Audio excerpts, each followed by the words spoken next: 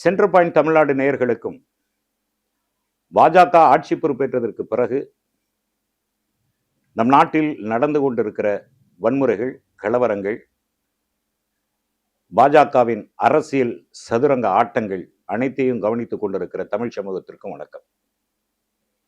மக்களின் கடைசி நம்பிக்கை என்று கருதப்படுகிற உச்சநீதிமன்ற தலைமை நீதிபதி PR கவாய் அவர்களின் மீது ராகேஷ் கிஷோர் என்கிற ஒரு சங்கி செருப்பை வீசியிருக்கிறார்.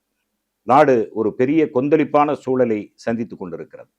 பாஜகவில் இருக்கும் முன்னணி பொறுப்பாளர்கள் இன்னும் கண்டிக்கவில்லை. இன்னும் சில பேர் அதை பாராட்டி கொண்டிருக்கிறார்கள். உச்சநீதிமன்ற தலைமை நீதிபதி என்கிற அந்த கௌரவம், அந்த பதவி, ஜனாதிபதி, துணை ஜனாதிபதி, பிரதமர் உள்ளிட்ட அந்த உயரிய பொறுப்பும் தலைமை நீதிபதியும் ஒரு சமமுடைய பதவி, கௌரவமான பதவி. PR கவாய் அவர்களின் மீது ஏன் தாக்குதல் தொடுக்க வேண்டும்? ராகேஷ் கிஷோர் ஒரு சங்கியாகவே வலம் வந்திருக்கிறார், ஒரு வழக்குரைஞர். நீதிபதி கவாய் அவர்கள் கொடுத்த சில தீர்ப்புகள், அந்த தீர்ப்புகளை அவன் எதிராக பார்த்திருக்கிறார். கஜுரஹா கோயிலில் இருக்கிற ஒரு விஷ்ணு சிலை தொடர்பாக நீதிமன்றத்திற்கு வழக்கு வந்தபோது அதை தள்ளுபடி செய்திருக்கிறார் PR கவாய் அவர்கள். PR கவாய் அவர்கள் இந்தியாவில் அரசியலமைப்பு சட்டம்தான் இயங்க வேண்டும், அதுதான் இந்தியாவை காப்பாற்றும், புல்டோசர் கலாச்சாரம் அல்ல என்பதை மீண்டும் மீண்டும் அவர் நினைவுபடுத்துகிறார். அதென்ன புல்டோசர் கலாச்சாரம்? உத்தரப்பிரதேசம், மத்திய பிரதேசம் போன்ற மாநிலங்களில், பாஜக ஆளும் மாநிலங்களில் அரசுக்கு எதிராக கருத்து சொல்லுவர்களின் வீடுகள் இடிக்கப்படுகிறது என்பதை நாம் அறிவோம். அதேபோல் ராகேஷ் கிஷோர் அந்த காலனியை, செருப்பை எடுத்து வீசிய போது சனாதன் தர்மா கா அப்மான் நகி சகேகா என்று கூச்சலிடுகிறார்.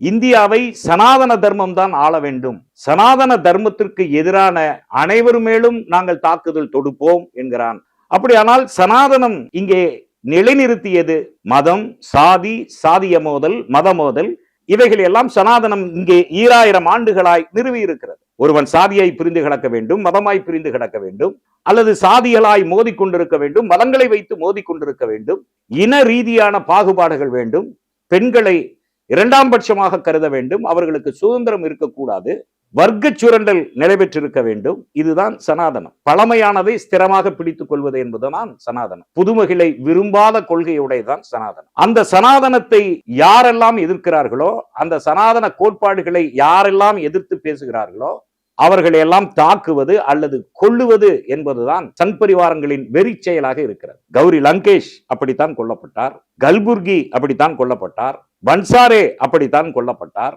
அப்படி தாக்குதல் நடத்தியாவது அவர்களை முடக்கிவிட வேண்டும் அல்லது அவர்களுடைய எதிர்ப்பு தன்மையை குறைத்து விட வேண்டும் என்பதுதான் சங்கிகள் செய்து வருகிற தொடர்ந்த வெறிச்செயல். அந்த வெறிச்செயலில் ஒன்றுதான் உச்சநீதிமன்ற தலைமை நீதிபதி கவாய் அவர்களின் மீதான காலனி தாக்குதல். ராகேஷ் கிஷோர் இன்னொன்றையும் குறிப்பிடுகிறார். கடவுள் சொல்லித்தான் இதை செய்தேன் என்கிறார். அவன் வழக்கறிஞர் இல்லையா? நாளைக்கு கோர்ட்டுக்கே கேஸ் வந்தா கூட கடவுளா வந்து நிப்பார் கோர்ட்ல சாட்சி சொல்றதுக்கு. அதனால் கடவுள் சொல்லித்தான் செய்தேன் என்று அவன் சொல்லுகிறார். ஆக எதை எடுத்தாலும் இவர்கள் கடவுளின் மேல் பழி போட்டு, பக்தியின் மேல் பழி போட்டு, சாஸ்திர சம்பிரதாயங்களின் மேல் பழி போட்டு தப்பிப்பதுதான் சனாதனிகளின் சூழ்ச்சிகள். இது இப்ப இல்ல, ஆண்டாண்டு காலமாக இந்த வெறித்தனத்தை அவர்கள் செய்து கொண்டிருக்கிறார்கள். 1927 நாக்பூர் கலவரத்தை செய்தார்கள். ஆயிரக்கணக்கில் மக்கள் உயிரிழந்தார்கள். 1948 காந்தியை படுகொலை செய்தார்கள்.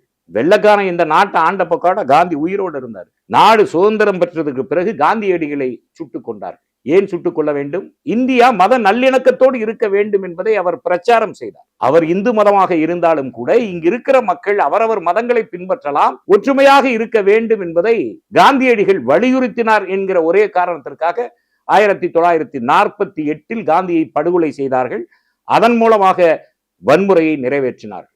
1949 பாபர் மசூதிக்குள் ராமர் சிலையை கொண்டு வந்து வைத்து அதன் மூலமாக வன்முறையை நிறைவேற்றினார்கள்.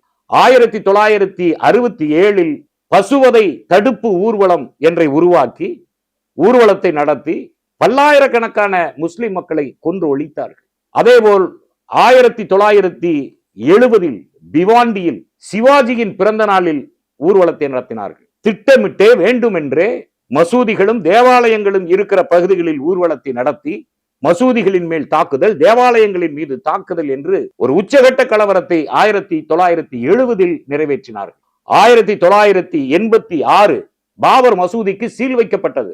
அந்த சீலை உடைத்து அது இஸ்லாமியர்கள் தான் செய்தார்கள் என்று ஒரு கலவரத்தை அரங்கேற்றி 2500 இஸ்லாமியர்களை கொன்று ஒழித்தார்கள் இந்த சங்கிகள். 1992, 93 2 கலவரங்கள் நடந்தது என்று கிருஷ்ணா ஆணையம் தன்னுடைய அறிக்கையில் சொல்லியிருக்கிறது. இந்த 2 கலவரங்களிலும் இஸ்லாமியர்கள் பல்லாயிரக்கணக்கில் கொல்லப்பட்டார்கள் என்று கிருஷ்ணா ஆணையம் உறுதி செய்கிறது.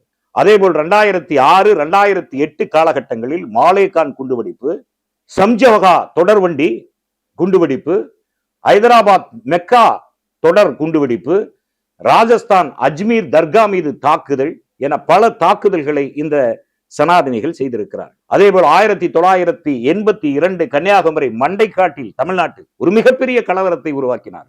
தமிழ்நாட்டை உலுக்கிய கோவை குண்டுவெடிப்பு 1997 நடத்தினார். ஆக இந்த சங்கிகளின் நோக்கம் என்பதே சனாதனத்தை யாரெல்லாம் எதிர்க்கிறார்களோ அல்லது சனாதனத்தின் கோட்பாடுகளை யாரெல்லாம் உடைக்க நினைக்கிறார்களோ அங்கெல்லாம் வன்முறைகளையும் கலவரங்களையும் தூண்டுவதுதான் சங்கிகளுடைய வேலை. அப்படிப்பட்ட ஒரு தாக்குதல் தான் நீதியரசர் BR கவாய் மீதான ஒரு தாக்குதல். கவனம் சிதற வேண்டாம் என்று மென்மையாக அவர் கடந்து சென்று விட்டிருந்தாலும் கூட நீதிமன்றத்தில் தாக்குதல் என்பது இந்திய இறையாண்மைக்கு எதிரானது. நீதிமன்றத்தின் தாக்குதல் என்பது அரசமைப்பு சட்டத்தின் மீது தாக்குதல். நீதிமன்றத்தில் தாக்குதல் என்பது இந்திய ஒருமைப்பாடு மீதான தாக்குதல். நீதிமன்றத்தின் தாக்குதல் என்பது இந்திய மக்களின் மனசாட்சி மீதான தாக்குதல். இவ்வளவு பெரிய குற்றத்தை இழைத்திருக்கிற ராகேஷ் கிஷோர் பாஜக பாதுகாப்பு கொடுப்பதற்கு முயற்சி செய்து கொண்டிருக்கிறது என்பது வேதனை அளிக்கிறது, கவலை அளிக்கிறது. இந்த நாடு எங்கே சென்று கொண்டிருக்கிறது என்ற கவலையை நமக்கு உருவாக்குகிறது. ஆகவே தலைமை நீதிபதி BR கவாய் அவர்களின் மீது செருப்பு வீசி தாக்குதல் நடத்திய ராகேஷ் கிஷோர் என்கிற அந்த சங்கி மீது வன்கொடுமை தடுப்பு சட்டத்தை பாய்ச்ச வேண்டும். வழக்கறிஞர் என்கிற அந்த தொழிலிலிருந்து அவரை தகுதி நீக்கம் செய்ய வேண்டும். சட்டவிரோத நடவடிக்கை வழக்கும் அவரின் மேல் பாய வேண்டும். தலைமை நீதியரசர் BR கவாய் அவர்கள் இதை பெருந்தன்மையோடு அணுகினாலும் கூட இது இந்திய மக்களுக்கு ஒரு பெரும் துயரத்தையும் ஒரு அச்சத்தையும் நம்பிக்கையின்மையையும் ஊட்டுகிறது. ஆகவே அந்த ராகேஷ் கிஷோர் மீது தொடர்ச்சியான நடவடிக்கை எடுத்தால்தான் இனியும் இது மாதிரியான தாக்குதலில் ஈடுபடும் சங்கிகளுக்கு அதுவே எச்சரிக்கையாக அமையும். நன்றி. நடுநிலை தவறாத சென்டர் பாயிண்ட்.